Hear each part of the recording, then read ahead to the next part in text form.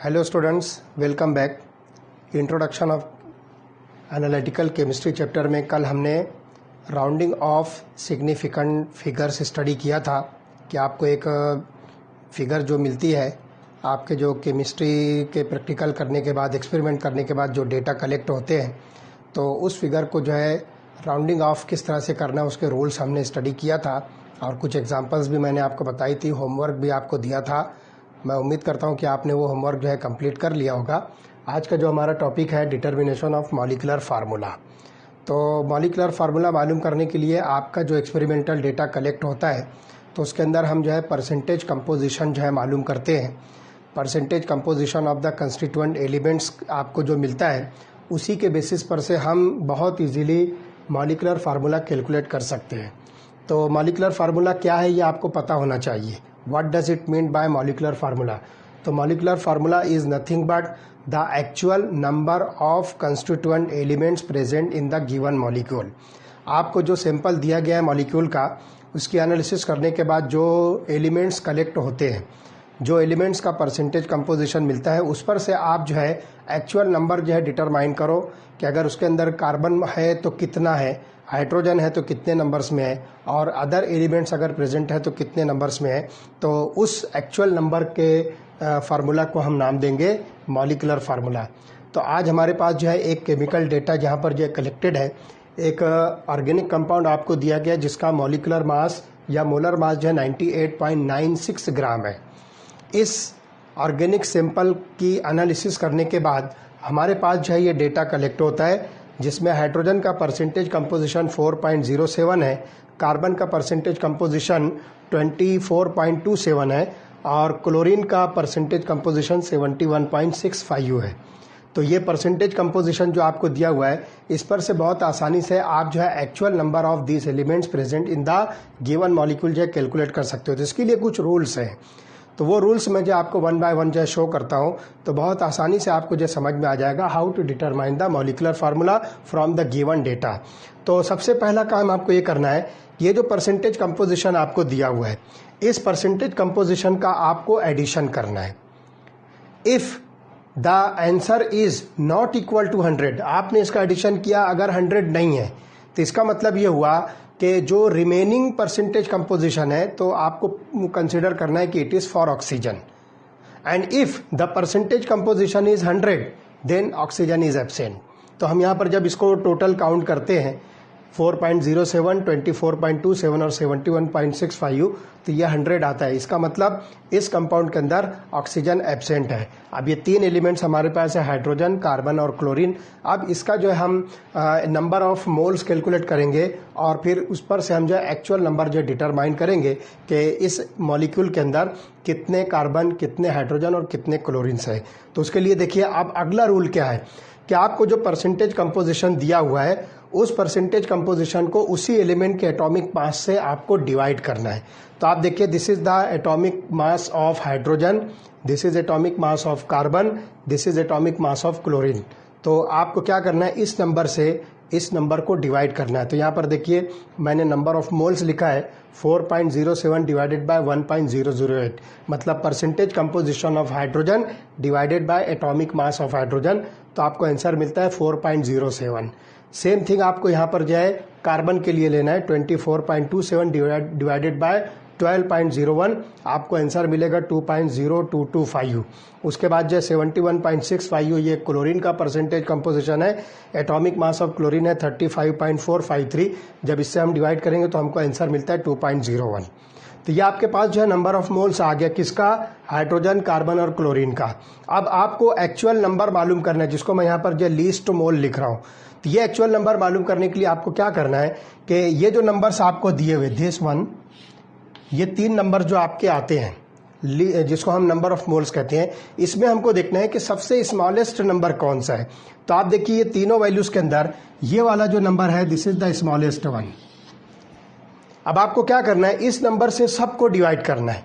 It means that 4.07 divided by 2.01, 2.0225 divided by 2.01, 2.01 divided by 2.01। तो हम जब ये एप्लीकेशन करते हैं तो हमको लीस्ट मोल मिलता है 211। तो यहाँ पर ये जो नंबर आपको मिलता है, ये नंबर जो है एक्चुअली क्या होगा, this is the empirical formula. तो यहाँ पर हम जो है एम्पिरिकल फार्मूला जो है कैलकुलेट करेंगे, तो हमारे पास ratio of hydrogen, carbon and chlorine is equal to 2s2 1s2 1, ये हमको मिलता है। This is the ratio of hydrogen, carbon and chlorine in the given molecule. तो इस रेशो को अगर जितना नंबर यहाँ पर मिलता है उसी नंबर के साथ में हम इन एलिमेंट्स को रिप्रेजेंट करें तो हमारे पास एक फार्मूला बनता है। तो कार्बन का नंबर देखिए 1 है, तो हम यहाँ पर लिखेंगे C, हाइड्रोजन 2 नंबर्स में है तो हम इसको लिखेंगे H2, और क्लोरीन 1 नंबर में है तो हम यहाँ पर लिखेंगे Cl। तो CH2Cl जो है this is called as empirical formula, this is called as empirical formula. तब एम्पिरिकल फार्मूला का मतलब क्या हुआ? Empirical formula is the ratio of constituent elements present in the given molecule. तो आपके पास में कार्बन, हाइड्रोजन और क्लोरीन का जो रेशो बनता है उसी रेशो के रिस्पेक्ट में आप इसको जो है अरेंज कर दीजिए, तो ये जो फार्मूला डिराइव होता है that is called as empirical formula. अब इस एम्पिरिकल फार्मूला से आप जो है मॉलिक्यूलर फार्मूला कैलकुलेट कर सकते हो। तो उसके लिए हमारे पास एक फार्मूला है, मॉलिक्यूलर फार्मूला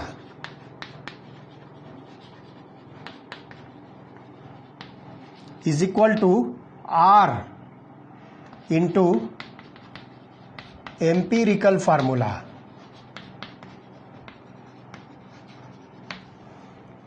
ये आपके पास जो है एक फार्मूला है जिसपे आप जो है वैल्यूज पुट करके molecular formula of the given molecule मालूम कर सकते हो। तब यहाँ पर पहले आपको R की वैल्यू कैलकुलेट करना है।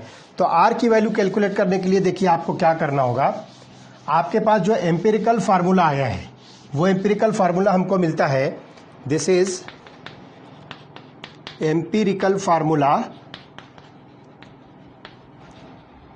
आपको मिलता है CH2Cl, यह आपका एम्पिरिकल फार्मूला है। तो आप इसका मास कैलकुलेट कीजिए and that is called as empirical formula mass. ये क्या हो जाएगा, देखिए एक कार्बन है तो आप लिखिए 12.01, 2 हाइड्रोजन है तो ये 2 इंटू 1.008, और उसके बाद एक क्लोरीन है दैट इज 35.453 U। तो ये सब का जब आप एडिशन करोगे तो आपको एम्पिरिकल फार्मूला मास मिलेगा and that empirical formula mass is nothing but 49.48 ग्राम। तो ये आंसर आता है 49.48 ग्राम।